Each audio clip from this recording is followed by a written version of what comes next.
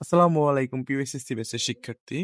আজকের ক্লাসে আমরা শিখব ক্রোমোজোরের নিয়মের ম্যাথ। আর এই ম্যাথগুলো কিন্তু এসএসসিতে ক নাম্বার অথবা শর্ট প্রশ্ন অথবা ৪ মার্কেও চলে আসতে পারে। তবে হ্যাঁ, ক্লাসটা মনোযোগ সহকারে করো। ইনশাআল্লাহ পরীক্ষাতে তুমি কমন পাবা। তো ফার্স্টে দেখো আমরা একটু নিয়মটা বুঝবো, হ্যাঁ? এখানে এইটা হচ্ছে math m+3 R n-4 equal to 3n+4 m-3 হলে mn এর মান কত? তো আমরা আসলে ক্রোমোজোরের নিয়ম অনুসারে কি জানি বলো তো? যেটা আমরা জানি সেটা হচ্ছে ফার্স্টের সংখ্যা মানে প্রথম সংখ্যা ইকুয়াল টু এখানকার প্রথম সংখ্যা লিখবো আর এখানকার দ্বিতীয় সংখ্যা ইকুয়াল টু এই সংখ্যা লিখবো। মানে ক্রোমোজোরের নিয়ম হচ্ছে প্রথমটার সাথে প্রথমটার সম্পর্ক করব, দ্বিতীয়টার সাথে দ্বিতীয়টার একটা সম্পর্ক ডেভেলপ করব, তাহলে দুইটার সমীকরণ পাবো। তো ফার্স্টে ক্রোমোজোরের নিয়ম অনুসারে আমরা লিখতে পারি এখানে m+3 ইকুয়াল টু কি লিখতে পারি বলো তো? 3n+4 লিখতে পারি।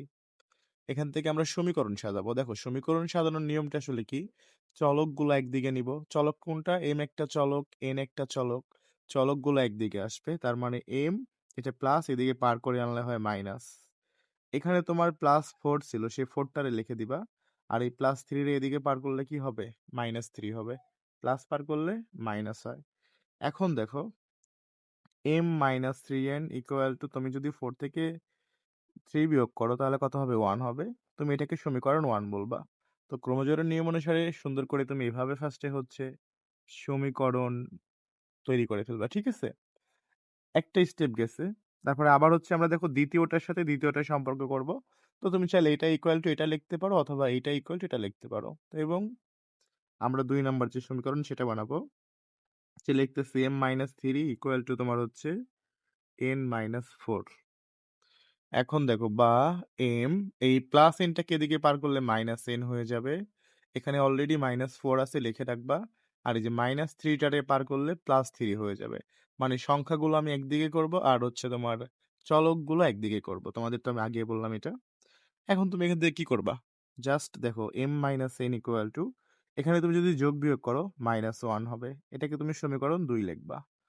তো আমরা এখান থেকে দুইটা সমীকরণ বের করছি। তো ক্রোমোজোরের নিয়মের এই টাইপের ম্যাথ হলে ফার্স্টে তুমি কি করবা ভাইয়া? সুন্দর করে দুইটা সমীকরণ বের করে ফেলবা। এখন তোমার যে কাজটা করতে হবে এই দুইটা সমীকরণকে সমাধান করতে হবে। যে কোনো পদ্ধতিতে তুমি করলেই হইলো। তো আমরা এটাকে অপনয়ন পদ্ধতিতে করব। তুমি একটা বিষয় ফলো করো।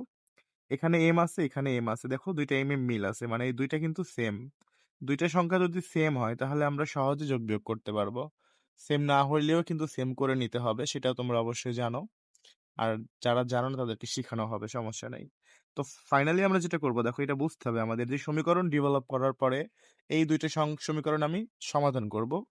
তো আমরা সমাধান করতে গেলে কি করতে পারবো? ১ আর ২ এখন কি করব বলো তো? বিয়োগ করব। অনেকেই বুঝবা না আসলে কেন বিয়োগ করলাম আমি, যোগ করলাম না কেন। তো ভাইয়া ভালো করে ফলো করো। আমার এখানে টার্গেট হচ্ছে এম এবং এম রে আমি ক্যান্সেল করে দিব। তো এম এবং এম রে যদি আমি ক্যান্সেল করতে চাই, এখানে আমাকে ভালো করে বুঝতে হবে যে এই এম এর সামনে কি চিহ্ন আছে, এই এম এর সামনে কি চিহ্ন আছে। দুইটার সামনে দেখো প্লাস চিহ্ন, মানে এটার সামনেই কিন্তু প্লাস আছে, এটার সামনে প্লাস আছে। দুইটার চিহ্ন যদি সেম থাকে তখন তোমাকে অলওয়েজ টাইম বিয়োগ করতে হবে। মানে তুমি যেটাকে কাটাকাটি করতে চাচ্ছ সেই সংখ্যাটার সামনে যদি প্লাস থাকে, দুইটার সামনে যদি একই ধরনের চিহ্ন থাকে, তখন তোমাকে কি করতে হবে? বিয়োগ করতে হবে। এখানে দুইটা চিহ্ন যদি মাইনাস থাকতো তখনও বিয়োগ করতে হইতো। আর যদি একটা প্লাস আর একটা মাইনাস হয় আর সংখ্যা দুটো যদি সেম হয় তখন কিন্তু যোগ করতে হয়। তো ভাই দেখো আসলে এগুলো অনেক বেসিক কথাবার্তা। যদি তোমার ভিতরে এই বেসিক গুলা না থাকে, এই যে নাম্বারটাতে নক দিও ভাই, আমি একদম তোমার বেসিক ধরে ধরে তোমাকে আমি ম্যাথ শিখাই দিতে পারবো। এখানে হোয়াটসঅ্যাপে মেসেজ করিও। চলো আমরা এখান থেকে নর্মাল ভাবে ১ এবং ২ রে হচ্ছে বিয়োগ করে দিই। ১ ও ২ নং হতে পাই। আমি এখানে কি লিখছি?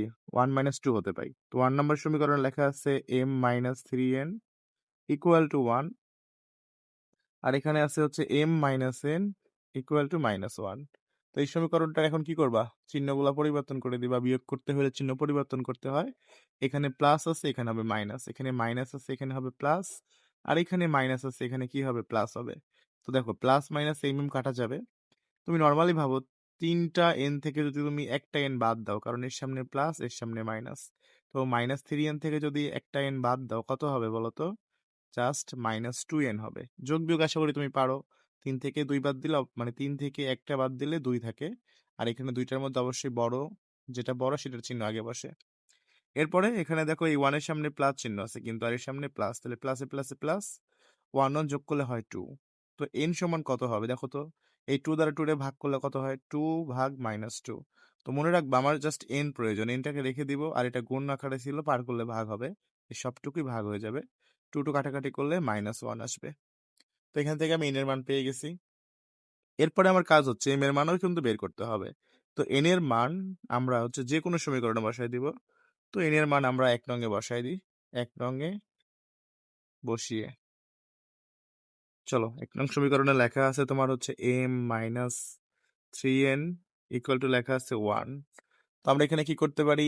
m মাইনাস 3 এখানে n এর স্থানে কিন্তু মান বসাইতে পারি। n এর মান হচ্ছে -1 বসাইলাম। এই যে n এর মান হচ্ছে -1 বসাই দিলাম ইকুয়াল টু তোমার 1। তারপরে দেখো ভাইয়া m লিখলাম এখানে, মাইনাসে মাইনাসে কি হয় প্লাস, 3 সঙ্গে কিন্তু 1 গুণ আকারে আছে। 3 এবং 1 গুণ করলে কত হবে? 3 হবে ইকুয়াল টু 1, বা m ইকুয়াল টু 1 মাইনাস 3। আমার তো শুধু m লাগবে তাই না? আর এটা +3 ছিল, পার করলে -3 হবে। সব মিলে 3 থেকে যদি তুমি 1 বিয়োগ করো তাহলে কত হবে? -2 হবে। তো আমাদের সুতরাং mn এর মান কিন্তু বের হয়ে গেছে। তো mn এর মান হচ্ছে -2 -1। এখন এই টাইপের ম্যাথগুলো আসলে কারা বুঝবা না, যাদের আসলে বেসিক ম্যাথ ঠিক নাই।